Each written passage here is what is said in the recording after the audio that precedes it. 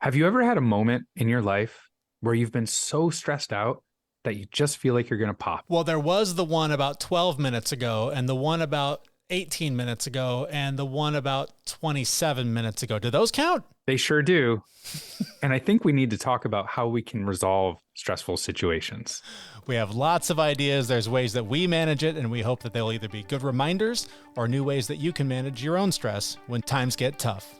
But first, this is the Fit Mess, where together we learn to develop habits that help us live beyond our mental health struggles to create happier, healthier lives. He's Zach. He lives in the future with his anxiety. He's Jeremy, and he lives in the past with his depression. And we get together once a week in the present to share the obstacles we face and how we overcome them. That good of a week already, huh? Yes. Yes, it is. All right. Well, we're talking about stress and all the stuff and crap that falls in our laps that we have to deal with all the time. You have been absolutely buried by it. And don't worry, it's not going to just be a complete, venting bitch session. We've got solutions. We've got things that we do and tips to help you manage yours. I want to hear what you're doing to manage yours, Zach. But first, what the hell, man? It's been some stressful times for you. What do you mean? This is not just a bitch session? Well, I did hit record. We did the bitch session before. I've now hit record, so nobody wants to hear that part. I'm out. I'm done. I can't do it again. No, it has been very interesting. It's been an interesting week. 43 years? Weeks. I don't know, maybe 3 weeks. We all have stress, right? We all have, just living in today's day and age, there's stress. Mm-hmm. Every now and again, you get that perfect storm of 18 different things all hitting at the same time. Mm-hmm. And any one of those things doesn't cause you to lose your cool or get to the point where you're going to pop, right? Yeah. But when they all hit at the same time and they build off of each other, and you're literally trying to, take the top off of the mayonnaise jar and you can't open it, and you're a 43-year-old man, you should be able to open the mayonnaise jar, and you almost throw it across the room. Right? We've all been there. I was there 25 minutes ago. Behind the curtain, right? I was going to record this episode from another location, plugged in a microphone that I haven't used in the longest time. Stupid thing wouldn't work. Okay, whatever. It's a one-off. Come back home, plug all the stuff in, everything's going fine. But I got to get something out of the car. And I go over and the passenger side door is locked, which is normally fine because we all have fobs now and you push a button to unlock it. But of course our fob doesn't work. So I've got to walk around the car, and it's the dumbest little thing to complain about. But I literally 25 minutes ago, before we were talking, I was saying to myself, all of these little things that pile up are the shit that breaks me. It's not the big stuff. It's when these tiny little things just keep stacking on top of each other where you're just good Lord, can I just get a break? And it's dumb because they're little things. But oh my God, they're painful when they pile up like that. They are. And for me, I have had, work has been more stressful than normal. I have a stressful job for the most part. Well, I can't say it's super stressful, but it's demanding. Yeah. And the last few weeks have been a little bit more stressful than normal. Mm-hmm. Fair. I can deal with that. That's okay. I can deal with that. Yeah. I've got a bunch of personal things that are going on that I'm not really going to talk about on the show, but those are stressful. Very as well. Yes. And just, all the things have kind of hit. There's just been a multitude of, feelings that are ups and downs for me. Mm-hmm. And I've spent, the last probably 3 weeks just being in a either in fight or flight. I want to run away from whatever it is that's hitting me. Yeah. Or I got to fight it. Yeah. And man, I have to tell you, in this moment, I look back at myself 20 years ago. I would have flipped the fuck out 20 years ago in this exact same situation. I'd probably be in jail for something just because I would not have managed it okay. Yeah. I would not have done well. Mm-hmm. But over the years, I've just all these little changes that we talk about. Yeah. I've put them in place, and I can recognize when I'm about to pop. And I just go lay down on my bed, close my eyes, middle of the day, I don't take naps. I do not rest. I am go, go, go, go Yes. all the time. But in the last week, I have gone, it's 3:00 in the afternoon. Nighty night. I need to decompress. And I just go lay down, close my eyes, and I just lay there and I breathe. I do my box breathing, count sheep, like whatever, like just something that's a little bit meditative, a lot of breathing, and just relax. And then I can get back into it. And again, it's been so stressful that like it builds right back up like 6 hours later. And then I get really pissed off because I can't do a double under at the gym. Like this morning, I was trying to do double unders where the rope passes under your feet twice and in one jump. Yeah. And I haven't been able to do them for years. And every time I do them, I'm always like, all right, I will get them. I'll keep practicing. I'm going to get it. I'm going to do it. I'm going to make it. Yeah. And this morning I failed like 4 times. And when you fail on a double under, it whips your arm and it really hurts. Yeah. And then I threw the rope and was like, fuck this. I'm never going to be good at this. My life sucks. Okay. So you just hit on something that I wanted to ask you about, and that is that, and I think people will relate to this, that I'll never get there. This is never going to end. I'm going to deal with this forever. Is that where you're living right now? Is that I'm going to live in this shitstorm forever? When it hits, like when it's really big. But again, I have all of these things that I've built over the years. And like, I'm really proud of the fact that like I have those moments and I say that in my head. And then I immediately go, whoa, calm down there, boy. Yeah. You got this. Take your deep breaths. You don't suck. You're having a bad moment. You're okay. Yes, your arm is almost bleeding because the rope hit it so hard. You're okay. Yeah. Take your deep breaths. But yeah, man, like we all get there. We all get to that breaking point. And there's just, having that interrupt in there to stop and really say, okay, I'm stressed out. I'm about to pop, and taking care of yourself. Don't keep dealing with the situation, whatever it is, unless like you're driving and you have to, but like stop, literally stop whatever you're doing. Be like, okay, I need me time. I got to take care of me. Because we don't have to react negatively to these things. It's interesting you say that. So I had a moment last weekend, and I've been under similar stresses, lots of stuff going on in my life as well, but I'm not in the muck like you are right now. But I had a moment where I realized how uncomfortable I am with being by myself. I had a situation where I was away from the family. I was out of town. And I had a thing to do for midday and I had a thing to do in the afternoon, but there was like a 2-hour window. And I was in like full panic mode of like, what am I going to do for that 2 hours? Should I go there? Should I go there? How about, the options. There's so many things I could do. I don't want to do any of them, but I feel like I have to do all of them.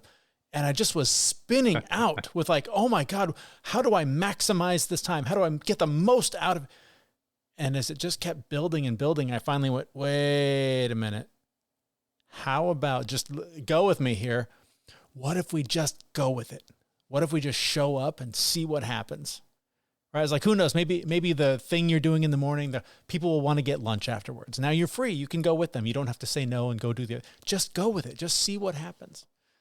And it's exactly what happened. By letting go, I ended up in a situation where I got to know somebody a little bit better. I got to hang out with them for a couple hours, and it was really nice. And from that, there have been so many more moments just in the last week where I would find myself spinning out again about something and trying to control it, trying to just white knuckle the wheel, just like I've got to just control this thing and make this thing happen. And every time when I catch myself in that space and go, this is not yours to control. This is beyond your control. All you have to do is show up, and whatever's supposed to happen is going to happen. You make it sound too simple. Oh my God, it's been so liberating. Even honestly, today when I woke up, I was like, oh crap, what are me and Zach going to talk about? I don't know. We don't have a topic planned. I don't know what to do. And I just started like dumping words on the paper, and some of them were, it'll come to you, just relax. And ultimately and then I was like, that's it. And then of course you were completely stressed out. And I was like, oh, perfect. Zach's got something. This is great. Yeah, no, you were like, what's our topic today? I was like, stress. I've been suffering all week just so we could have this conversation. Just for a topic. It's fantastic. I'm very happy with the way this has gone. This is wonderful.